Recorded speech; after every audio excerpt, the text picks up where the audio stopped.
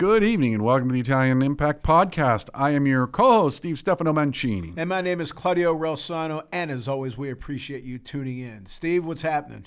I am living the dream in this. We got for the folks that aren't in the Northeast, probably Midwest. It's wintertime, and if you're just not sure, look out your window if you live in this area because it was nice waking up to snow. I miss it. I like it. It was a little too heavy for me today. I don't want especially with the bad 365 days of rotator it. cuff, Yeah, I don't but, want we're 365 days of it, but I'll take it. And I'm sure the local sports fans are still reeling from Sunday's joy. good. And they're going to keep reeling, too, because it's not looking good. Mediocre Mike. Mediocre Mike. Speaking of local sports, we have, I just spoke with him today, former Pirate pitcher, former Pirate announcer, Jim Rooker. He was the one of the 1979 world champion players back then. Great guy. Matter of fact, he's the very first professional athlete I ever met, Steve, when I was 8 years old, August 19th, 1973. Man, I'll tell you what, you absolutely, it blows my mind how you always remember dates and where you were at. I remember I was drinking a coffee. It was a cold winter. It was Tuesday. It was about 5 p.m. Like, I can't even remember. Today I was thinking, and this is funny because, we've been doing this show a long time. And I was looking back at some of the episodes and seeing some of the names we have on there, and I'm like, I don't even remember those interviews. And I'm not saying it to be mean. I just can't remember all this. I don't know how you do it. Well, some coach friends of mine, they'll say it was a 3-2 count and a bases loaded. I don't remember any of that, but I do remember some dates. But, yeah, Jim is a great guy. And he was the very first guest on my show and back in 2018. I wanted to make sure he was the first one. So Jim will be a great guest, and I look forward to having him on. All right. Well, Claudio, you brought us another good one today, so let's get started. This guy is a dear friend of mine. He's a great guy. The only bad thing I can say about him is I don't see him that often. I seen him, I think, last year, I think it was. But today's guest is a college and professional baseball scout with the Global Scouting Bureau and My Time Sports, as well as the owner of John Melvin Publishing. And you've heard me say that name often because he published my book. And this guy did something amazing. We all talk about doing something, and Steve and I, we started a podcast. My dad started a landscaping business. I started a baseball training. I started this. Steve he made a documentary. This guy, our guest today, started a college. That's right, a college. Unbelievable. John Melvin University. And on top of that, he's a great guy, great father, great husband, great friend, David Angeron. David, thank you so much for being on our show today. Thank you for having me, guys. I appreciate it. You know what, David, we're going to jump around here a little bit, but I got to start off with how and why did you start a college? You didn't start a business. You started a college. How and why? Well, Claudio, that's one of the questions I get every day, and my answer is always the same. I really don't know. It's something that we felt like we were called to do. We had 3 kids in college through COVID. They were getting pushed away from religion, getting, political agendas forced on them.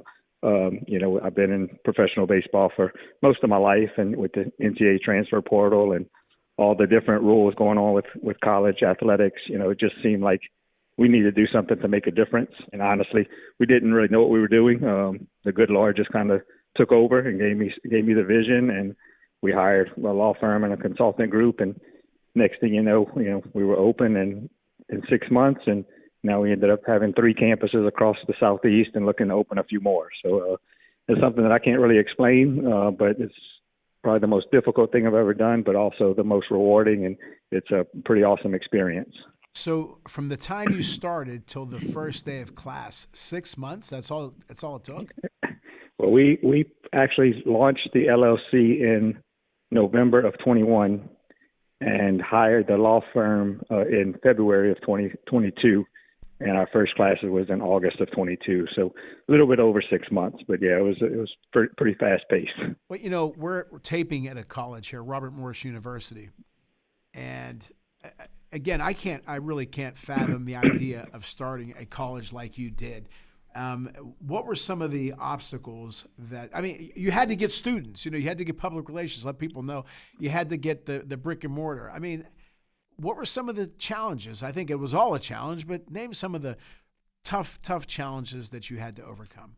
A lot of it was just, getting the understanding of putting together the curriculum, getting the proper licensing with the State Board of Regents, and then, starting the accreditation process, which that in itself is a challenge. I mean, it takes 3 years to get accredited, and there's just so many hoops you have to jump through for, the accreditation process. But I mean, it's been a learning experience. We're still learning every day, but it's been a blessing. It really has been. We knew that we needed 50 students in our first class to break even, and just being with our baseball network that you and I have, along with some of our other friends and scouts, I knew we could get 50 baseball players by ourselves, so we actually started the first class and first semester with 87 students in August of 22, and by August of 23 we were up to 164 students, and now we have 2 other campuses in Florida, and we're just under 400 students. So it's been growing pretty fast, but the most challenging part, like I said, is just putting together the right staff to do the curriculum and all the academic stuff, because, we have a sports background, but, sports is just a bonus here. We want to make sure that our students, first and foremost, have a relationship with Christ, and then secondly, get a good quality education. So when they, are finished with their degree, they can, prepare for a career and go on and raise their families and things like that. Let me ask you a question on that.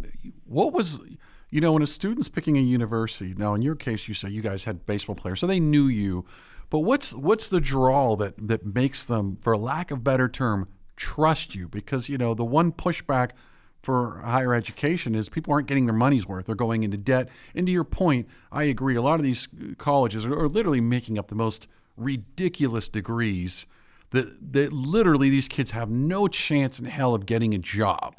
And they're putting them into 6-figure debt, and then the kids graduate, and they have no real skills.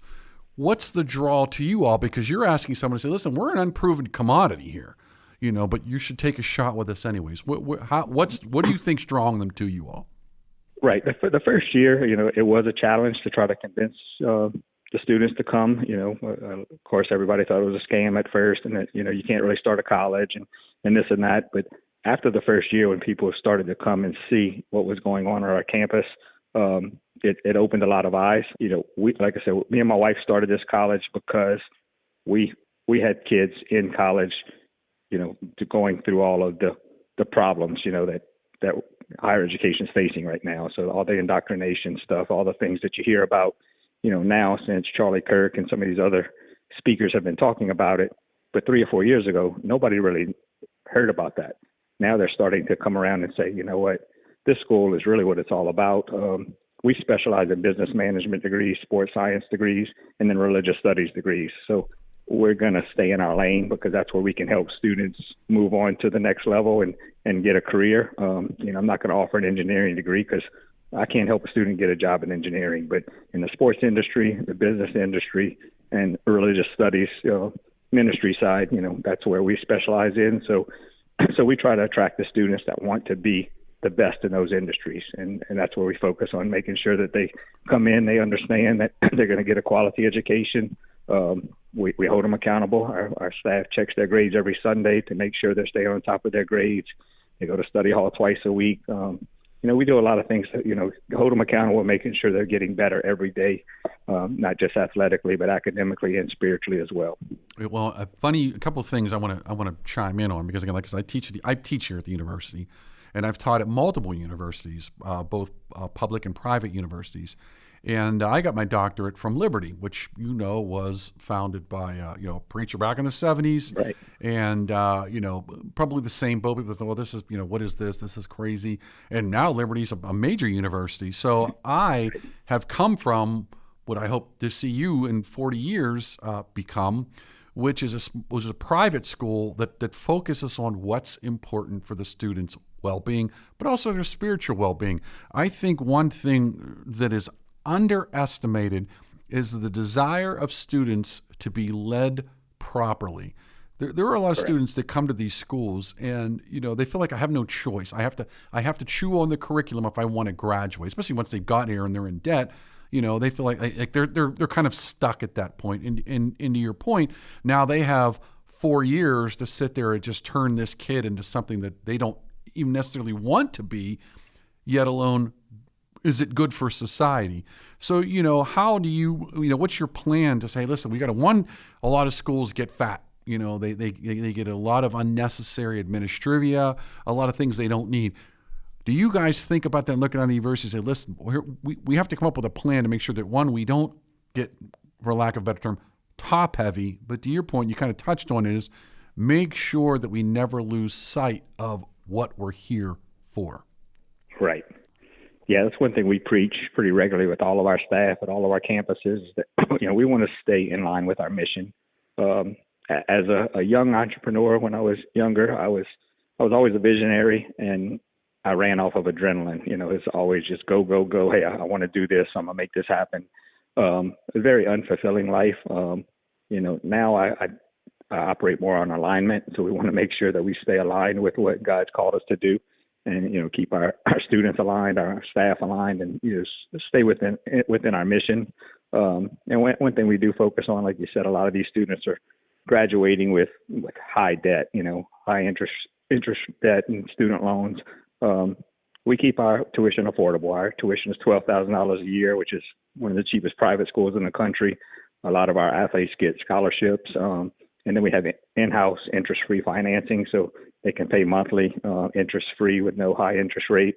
When they graduate, they walk out with no debt. So, we try to do everything we can to make it affordable for them, to where they don't end up in debt, but also they get just that quality education to where they can walk in, when they graduate and go into a job interview. They're not just walking in with a diploma, they're walking in with a portfolio of things they do hands-on for, the last 4 years. So if they're in the sports science industry, they get out and they shadow doctors and athletic trainers at Andrews Institute here in Pensacola, or other professions that, match their degree program.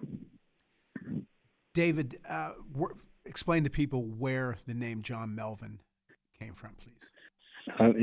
John Melvin was a kid that I coached when I was in high school. I coached coaching in high school. I ended up coaching back at my high school I graduated from when I was 22 years old, and John was a kid that transferred over from a little small middle school in Morgan City, Louisiana. And he was just a kid that I had that first connection with. He was 17 years old. I was 22. I just had a good relationship with him. His personality, was just that type of kid that lit up a room. And his parents were super nice people, but they didn't know a lot about sports, or, wasn't tied into the college recruiting network. So I took John under my wing and kind of took him all over the country, and ended up getting him signed to play football and run track at UL in Lafayette, Louisiana. And, and after he went to college, I went off and coached professional baseball. And while I was coaching pro ball in Springfield, Missouri, I got the call that he was killed in a motorbike accident. And I was devastated. I lost my brother. At the time, I didn't realize why that kid was so important to me. I love all the players that I've ever coached, but he was just that first kid that I had a true personal relationship with. And when I was coaching him, I didn't know his sister. His sister was in nursing school. She was a year younger than me, but, I didn't know her. I met his parents, but didn't know Gene. Then after I went back to coaching professional baseball years later, I went through a divorce and, decided to move back home to be near my kids. And about 15 years after John passed away, I ran into his sister one day, and we went out for lunch and ended up getting married. So when we decided to do this, we just wanted to name it after him in honor of his legacy. That's very special. You know how I am about my parents. I try to honor them every way I possibly can, and I know you do the same with John, and that's very much appreciated. Absolutely. David, we're going to take a quick break here. And again, our book, I'm going to say ours, David and mine, Lead from the Heart Up, Not the Neck Up, How to Create a Positive Winning Culture on the Field and in the Office. It's sold out at Barnes & Noble and Robinson Township, but you can get it at johnmelvinpublishing.com, and, of course, my website, claudiorelsano.com. The Claudio Relsano Show on claudiorelsano.com.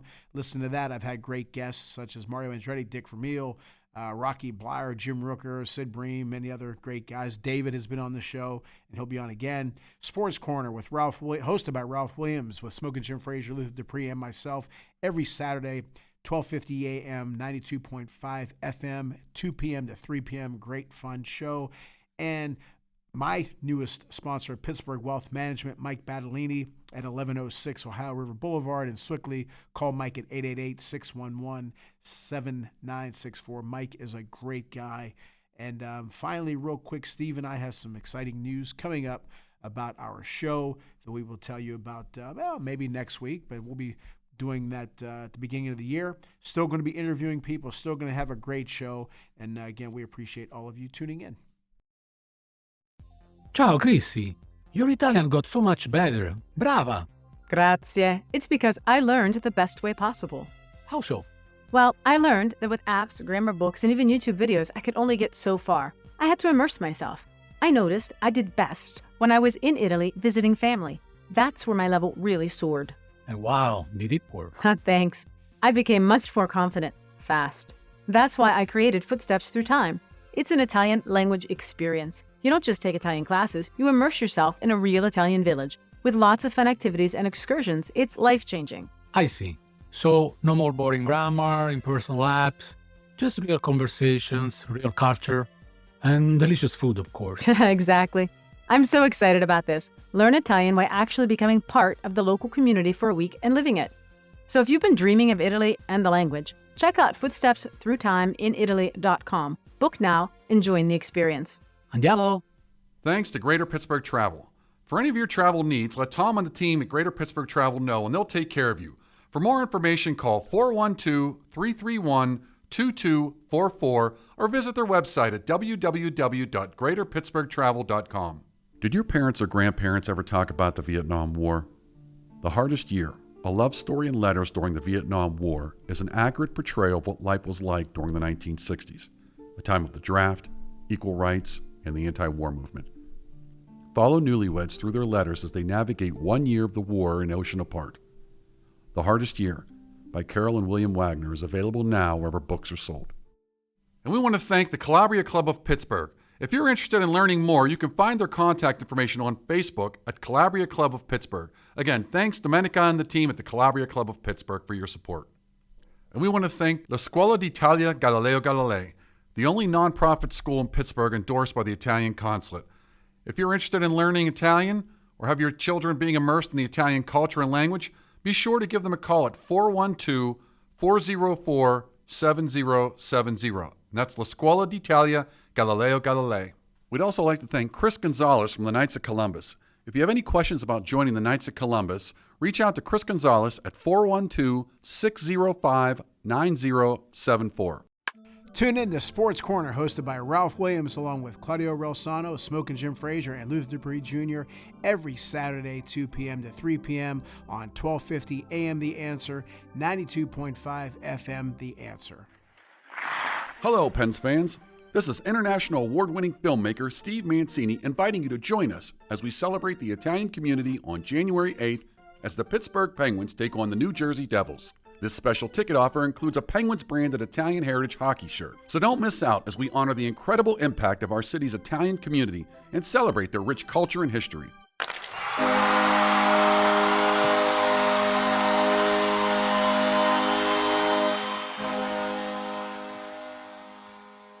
Tune in to the Ralph Williams and Tony Moreno Show every Saturday, 8 a.m. to 9 a.m., and every Sunday, 10 a.m. to 11 a.m. on 1250 AM The Answer, 92.5 FM The Answer.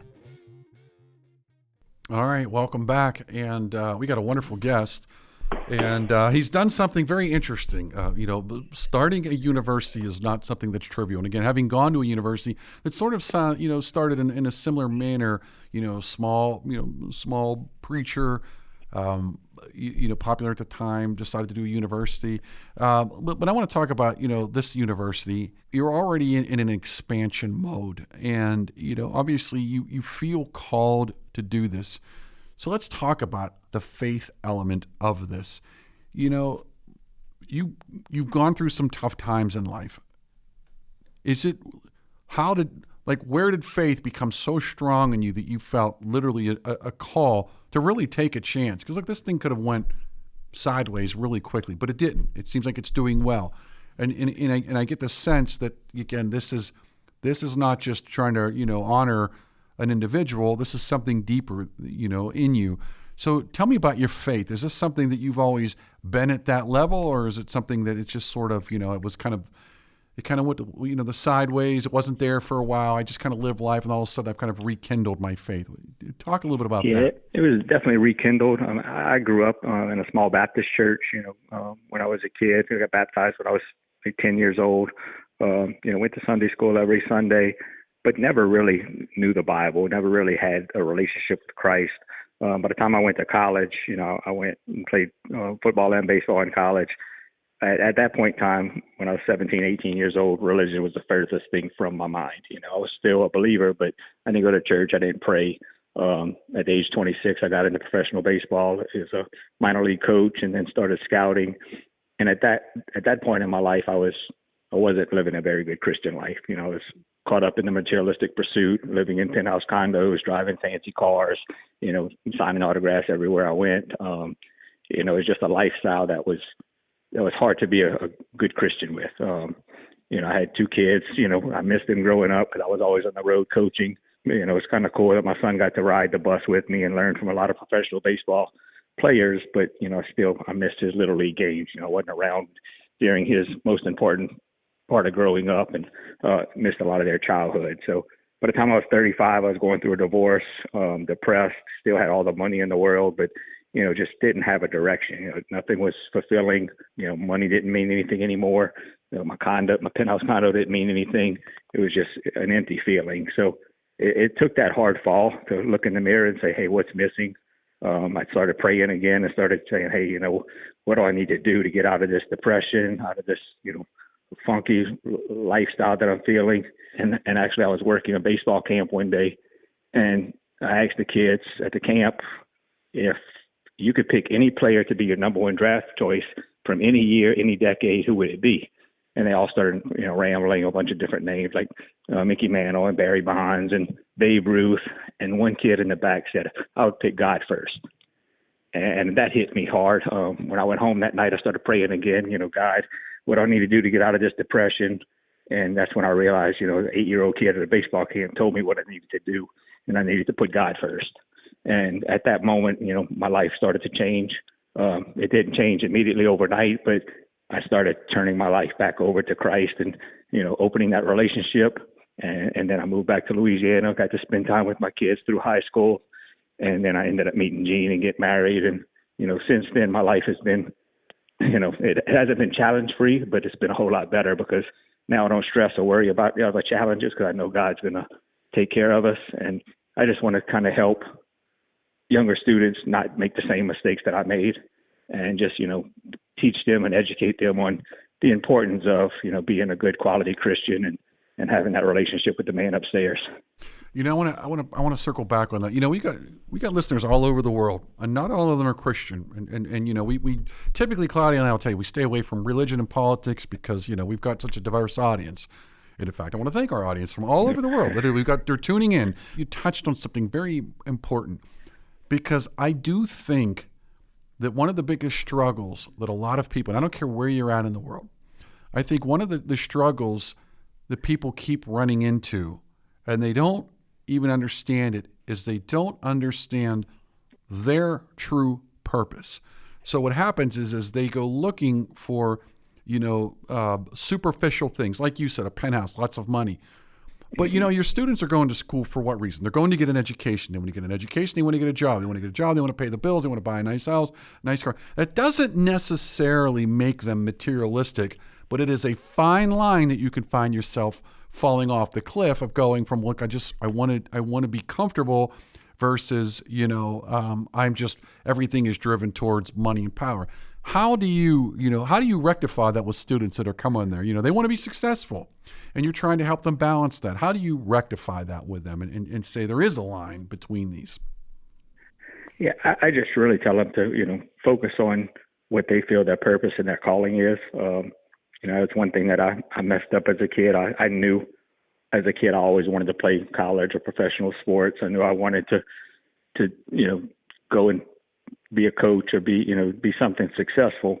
But I always set my goals, and I didn't pray. I didn't really ask for, what I should be doing, what my purpose was. So a lot of times, people would tell me, David, you're too small to play college football. I would say, watch me. And I would go and prove myself and end up playing college football. And they say, David, you don't know the right people to get into professional baseball. And I would say, watch me, and I'd go do it. But every time I set those goals and I would go out and do it for myself, it was not fulfilling. It was temporary satisfaction, but always needed something else. Later on in life, when I started, relying on God to tell me what my purpose is and, open those doors for me, things started to change. I wasn't a very good student, especially in English. English was one of my worst subjects, but, I had a calling to write a book. And on my way to Kansas to watch my son play junior college baseball, one day I started talking in my phone and taking notes. And I told my son, I'm gonna write a book. And he looked at me and said, Dad, you're a dumb jock. You can't write a book.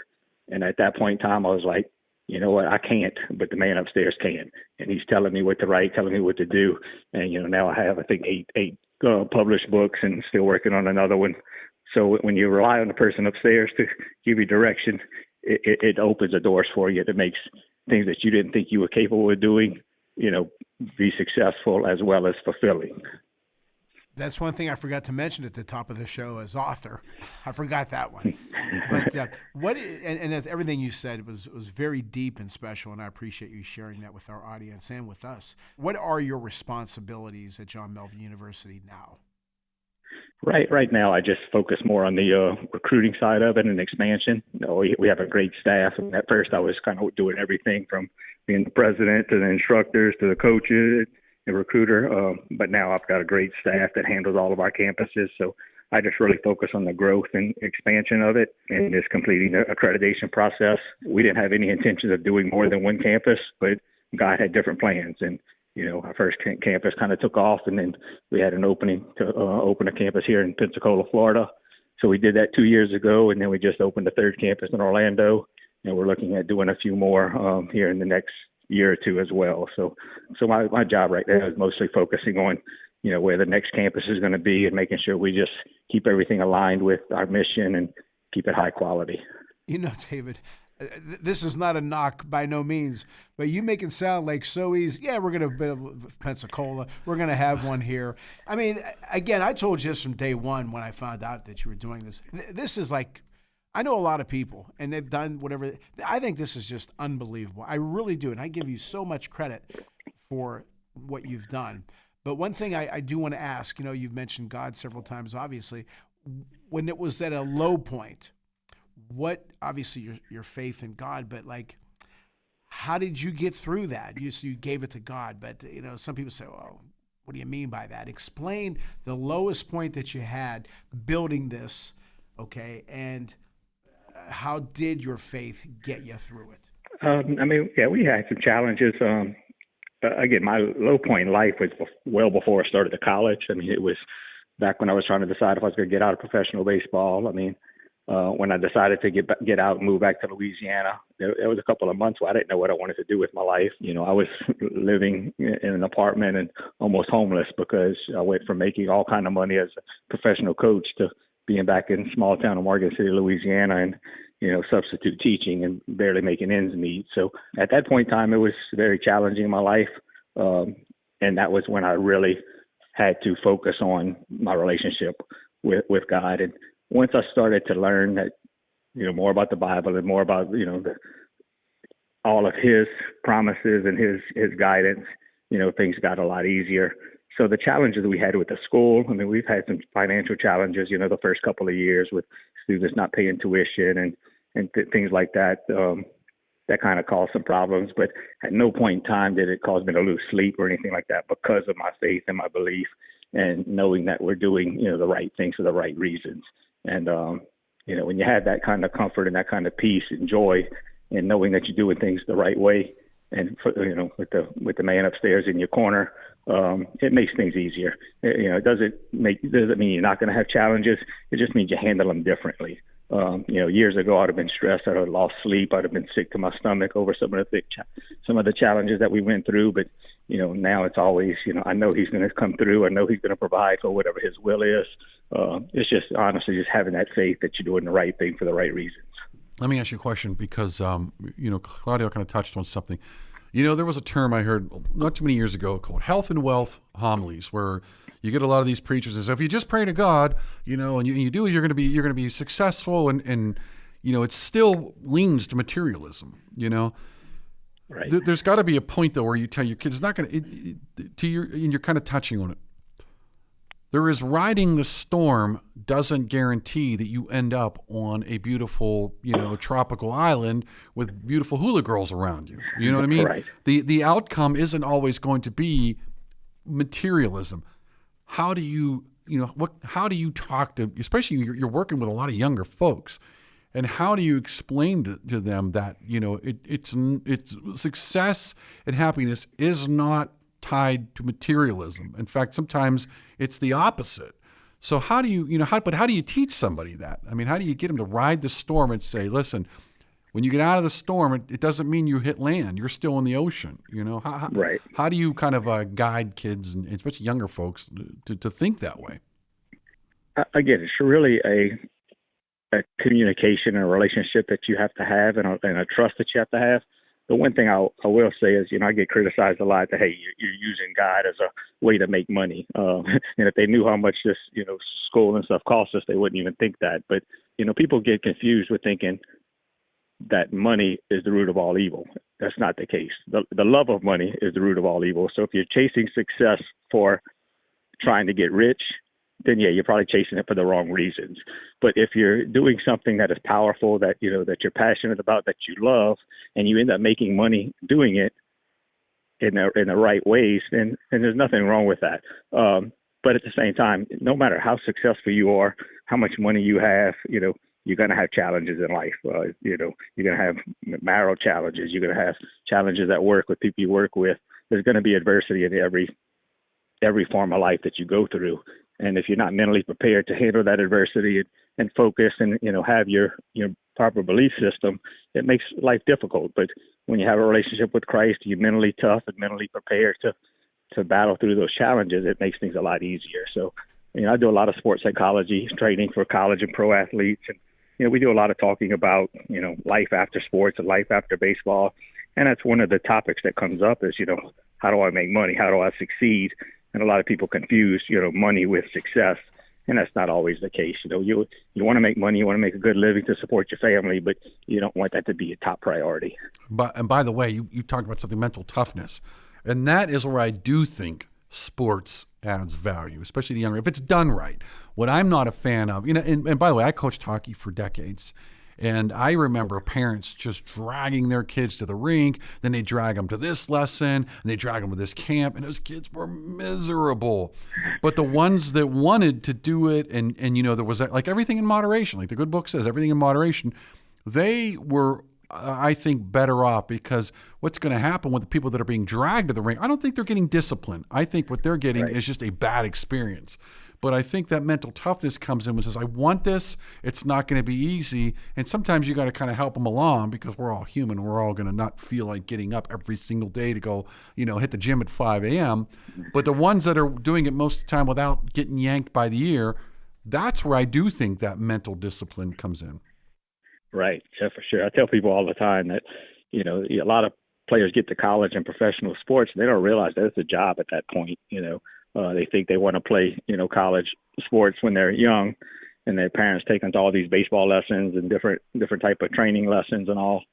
And then once they get on their own and get out to college, they realize that that's their parents' dream. It wasn't really their dream. It wasn't really what they wanted. So, the mental side of it is definitely huge. I do a lot of talking. Actually, my first book that I wrote was The Mental Training Guide for Elite Athletes. And, it's been a bestseller on Amazon, but it talks about that exact thing, just some parents just go overboard and kids get burned out because they're beating the kids, to get them to go to practice and things like that. And it's just totally different when your passion and your love for the game is behind it. But mental weakness and mental illness is a major problem in this country right now. And a lot of it has to do with just the entitlement, mentality that we have, and lack of discipline in schools. So, the mental toughness that's probably the toughest challenge to get across through college students now, because a lot of them are raised where mental toughness is not put into place, mental discipline is not put into place.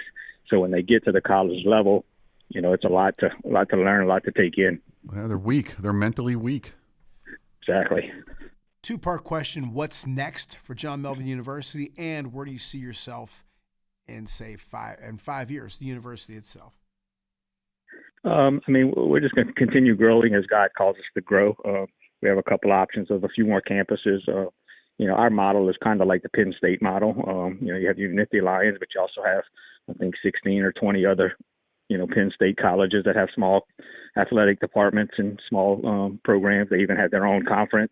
So our goal is to end up having, 6 to 10 campuses that we can have our own conference and do things the right way. But we're going to do it, at the pace that we feel we can do it, with good quality. So if I think we can open 1 or 2 more campuses in the next 1 or 2 years, and still have high quality education behind it, we'll do that.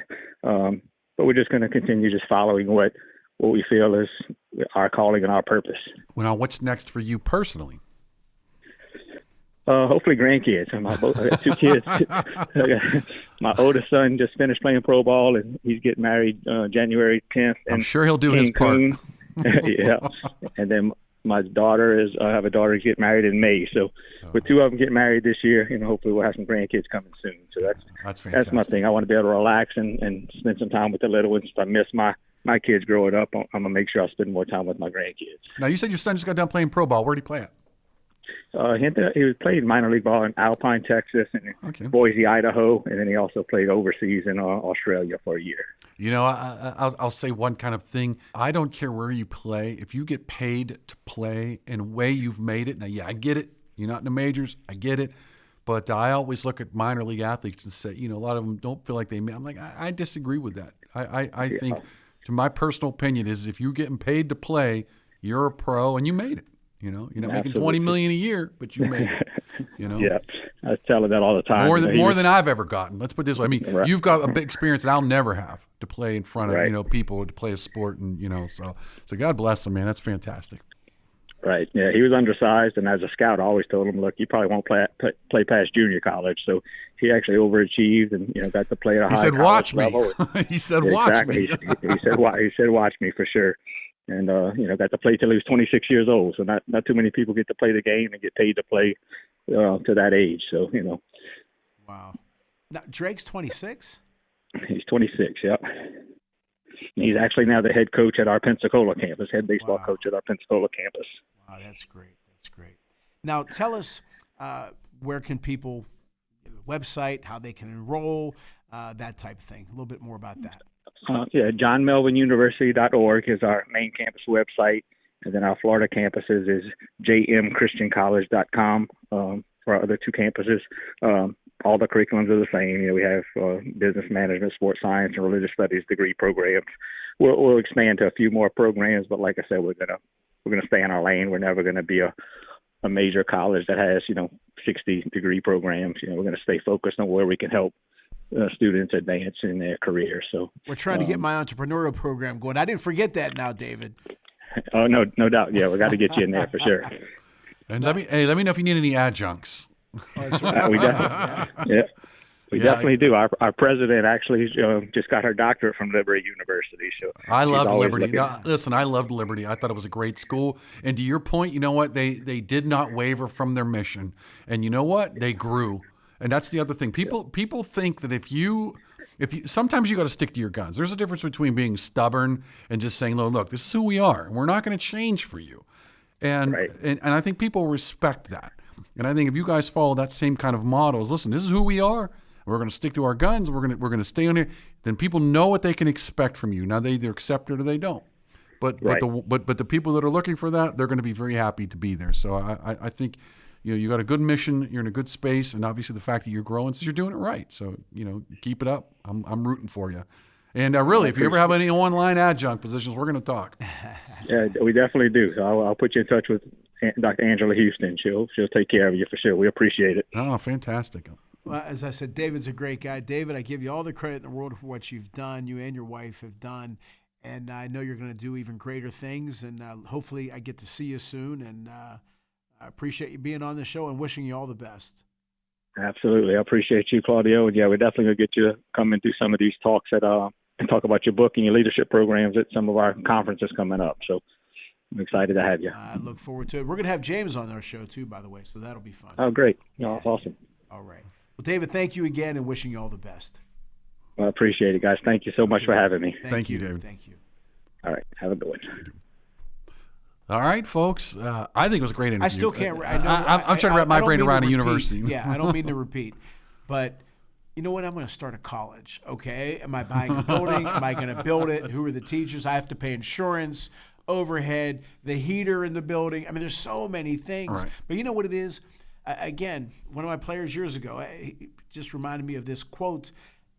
The young boy asked the old man, "How do you achieve success, old man?" The old man said, "By eating an elephant." The young boy said, "How do you eat an elephant?" One bite at a time.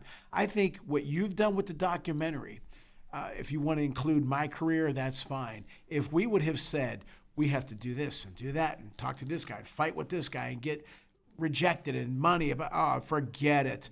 If you just take it one step at a time, one bite at a time, I think you can accomplish it. Even 2 years ago, I'd have said, "You're crazy." I'd have said, "You're crazy." I mean, and to your point, and again, I get it. I just started Googling names in December, January, and the next thing I know, before the end of that year is up, I'm already winning awards in film festival. Yeah. And I mean, it's one of these, and I believe, David, I do believe the good Lord calls us. And I do believe that if we stay with our purpose and we reflect and pray on things, that I do think we'll walk down the right path in life. And I know folks listening, we're not trying to get, philosophical, and we're not trying to push religion down you, but I do believe there's something deeper in life. And I think it's the whole point of the show is to get you thinking deeper, not just looking at superficial things and saying, that's good enough.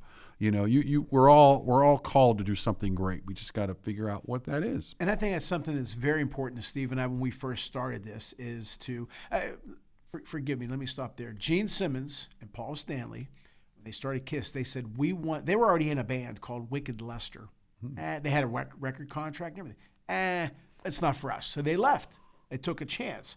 They said, we want to start a band that isn't out there, but a band that we want to see, something that we want to see, and the rest is history. I think there's so many shows, and we wish them all the best. But Steve and I wanted to have impact. We're not here to clown around. We're not here to talk about. We really want to have impact on people and have the guests that will impact you in your personal and business life. We share our experiences, and we're not fake. We're very transparent. We've talked about our rejections, mistakes, and we bring on guests like David. Again, David's a great guy, and I don't mean this in a negative way. David didn't come from a $300 million family. Dave didn't go to Harvard or whatever school, Robert Morris, Carnegie Mellon, right?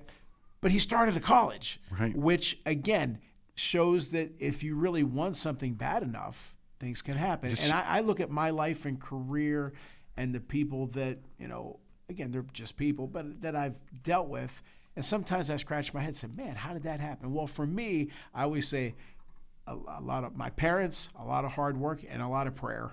That's just me. And by the way, I would add something to that. I would also tell you, and he pinged it when he said, watch me. Never listen to the naysayers. Oh, my God. Never. And I'll tell you what I think. I think a lot of them are just petty jealousy, and they don't want to see you succeed. They say, though, you can't do that. No, maybe you can't do it, but I can do it. Remember when Rocky won, when Apollo Creed was ripping on him, and then Paulie, his brother-in-law, said, don't listen to him. And his trainer said, no, do listen to them. Or maybe it was Rocky 3. Rocky 3. Yes, whatever. Come on, I know my Rocky. We need a Rocky trivia night. Oh, boy. But that's right. So I did listen. I used my worst enemy to be my best ally. I was going to show them, and I tell people all the time, is the love and support of my parents. Well, it's like Vince Papale. Yeah. Same thing. Without question. But that's what I was attracted to him to. But obviously my parents were first and foremost. But I tell you what, the people who were negative to me were right there. But, again, it should motivate you. It's motivating. And that's why you have to see what those people are. Like I said, my nephew gave me some great advice. Said never take advice from someone who's not in a place you want to be. That's great. So if somebody's successful and they say, hey, you know what, if I were you, chances are somebody's successful. If they're pushing you down, it's because they're still insecure. Yeah. Anybody that pushes you down is insecure themselves. The people that are not insecure, the ones that aren't afraid to see you succeed. That's why you got to watch the naysayers. Yeah, I'm with you. All right, Claudio. Well, I hope all of you enjoyed that, and I hope that you will be impacted by what David said and what Steve and I say. That's very important to us. Again, we have some great news coming up, some updates about our show. We want to thank our sponsors, and we want to thank you, the listeners, for tuning in. Steve, I appreciate you all the time. Thank you. And as always, thank you, Mom and Pop.